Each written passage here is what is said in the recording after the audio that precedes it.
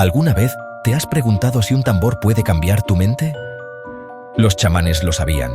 Los antiguos chamanes usaban ritmos repetitivos para entrar en trances profundos. El sonido del tambor activaba visiones y sanaba el cuerpo. En el fuego de la noche, danzas rituales emergían y la conciencia se expandía. ¿Crees que un tambor puede abrirte la conciencia? Cuéntanos en los comentarios si lo has sentido.